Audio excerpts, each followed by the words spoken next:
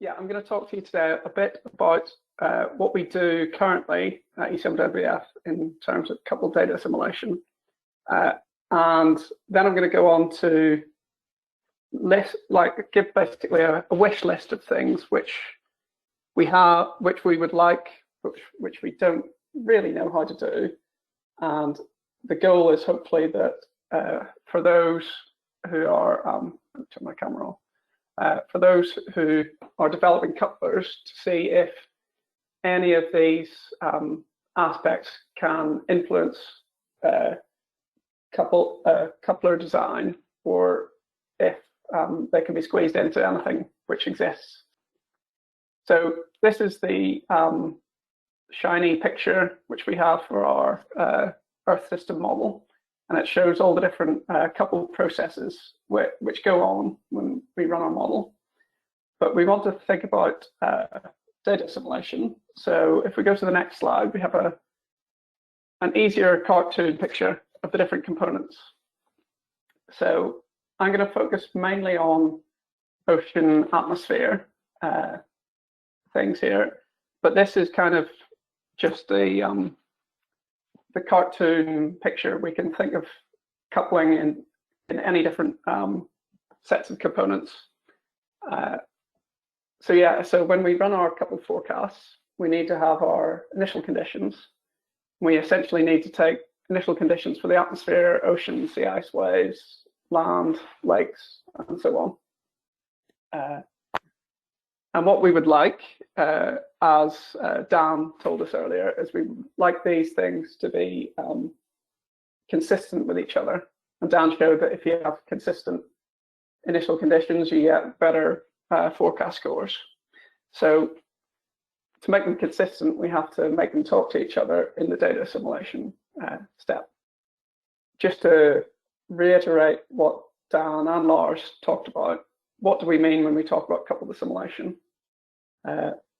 In short, everyone means something different, but we can categorize coupled assimilation if we just think about when an observation of one component of our system will change the state of a different component.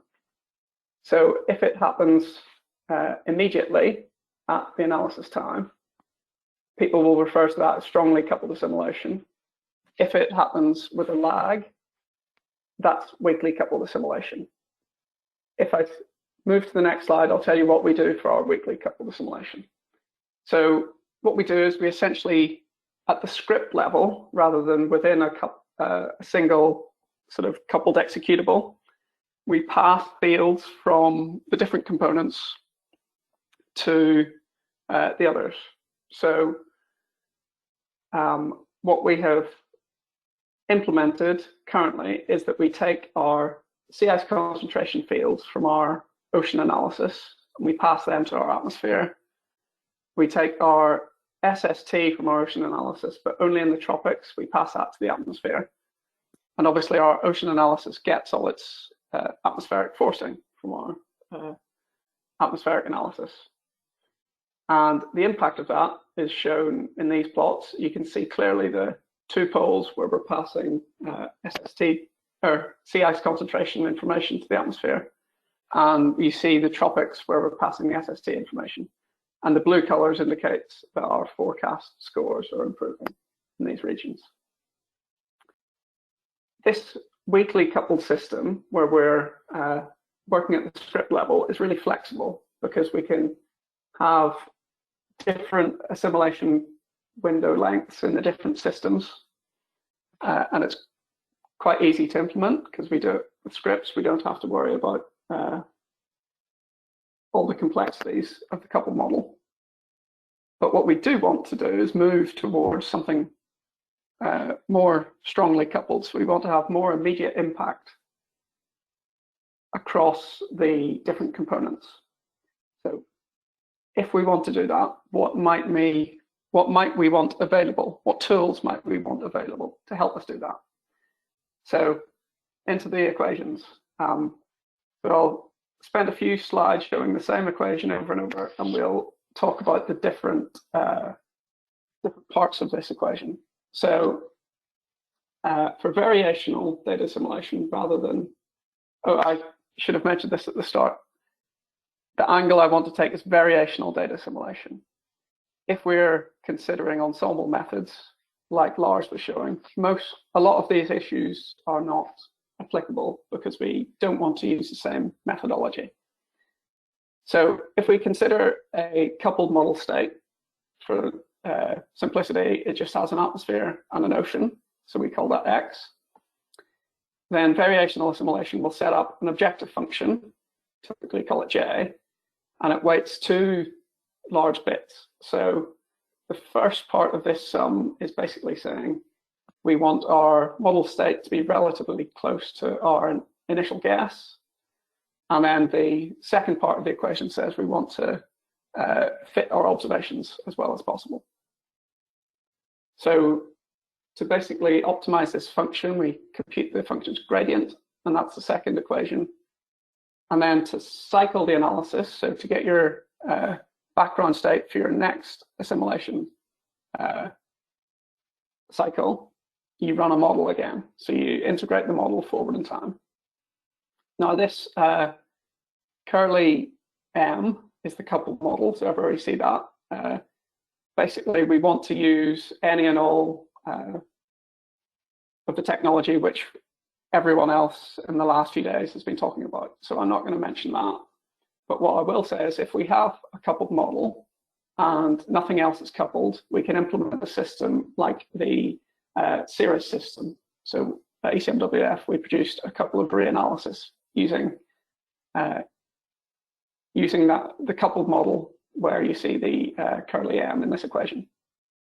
So we have a few other operators in this equation. What happens if we want to say, okay, these guys are coupled rather than uncoupled? One thing we might want to do is just have a coupled observation operator. So I've highlighted with the sort of light blue shading where the full coupled observation operator might occur.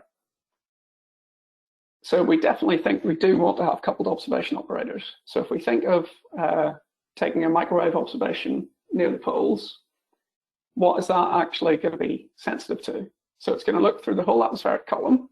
So it's going to need to have 3D information about the atmosphere, but then it's also going to need surface information. And that might come from the ice model or the ocean model or anything else which is underneath. And that might need multiple different variables from that. Another thing is that satellites don't tend to look down directly on a model column.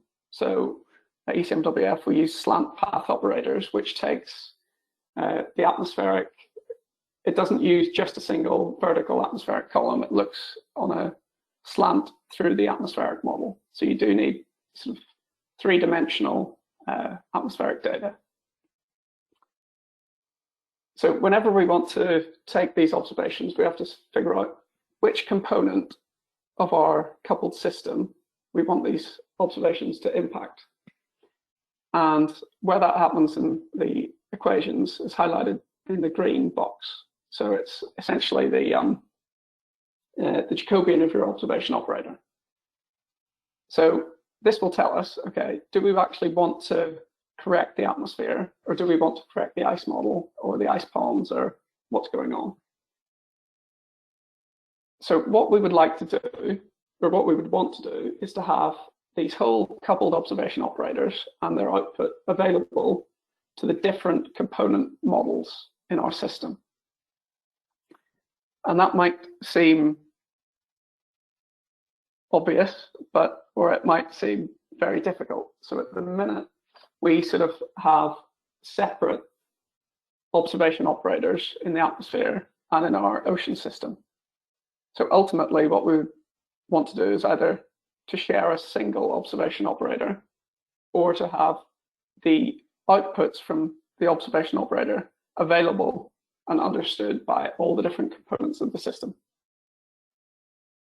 Then another thing which is crucial for variational assimilation, well, it's not crucial, but it's definitely in the mathematical derivation of the algorithm, is to use a tangent linear and adjoint model. So that appears highlighted in purple there, so the M transpose. What this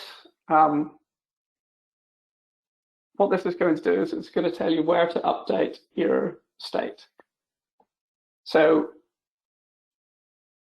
at the minute, what we can do is we can use our atmosphere only tangent linear and adjoint model to update the atmosphere. That's what we do in 40 bar. But at the minute, we have no coupled, we don't have a tangent linear and adjoint of the coupled model. So the coupling terms would come as the off-diagonal terms in this matrix. And this is going to be quite difficult to implement. So if we, a lot of people might think about using automatic differentiation or some tools to automatically generate this. But if we think what I would like to ask is, in the coupled sense, if we're using a coupler, would the coupler allow these off-diagonal terms to be computed? And if we can't do it automatically, can we actually code this into a coupler to allow these coupling terms?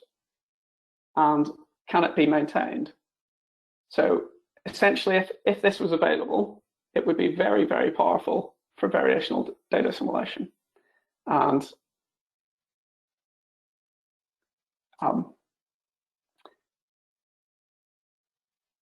yeah, I don't have any answers as to what the best way to have this operator in there. So the next, and I think the final operator I want to mention is the background error covariances. So these basically are sort of something which is essentially static, and it takes your background information and it spreads it throughout your domain. So if it's coupled, what it's going to do is it's going to take some information from one system and just apply an operation, and it will give you an increment in your other component. So if we, this is a bit abstract, but you can think of this operator working like a diffusion operator. So it's just going to take some quantity in one component system, and it's going to essentially diffuse across the boundary and give you some increment in the other part of the system. So rather than just passing an individual field, what we would like is some kind of operator which can actually provide this for us. So this is going to be very tricky in that in the individual model components, these operators can have completely different representations. So in our atmosphere, we use a wavelet formulation, and in our ocean, we use diffusion. But what we would like is to have the coupled term. And if a coupler can provide something, it would be better than not having anything. So yeah, any thoughts on how to build this into a coupler would be very welcome. I'll just finish. So our current system, we work at the scripts level. If we just use the coupled model on its own, we have what's called outer loop coupling, and it's similar to the CRS system where we produce some reanalyses. But then we want to think about introducing more operators into the variational assimilation. So coupled observation operators, coupled tangent linear and adjoints, and coupled background error covariances. And hopefully this will stimulate some discussion. So the last slide just has some references, and I'll finish there.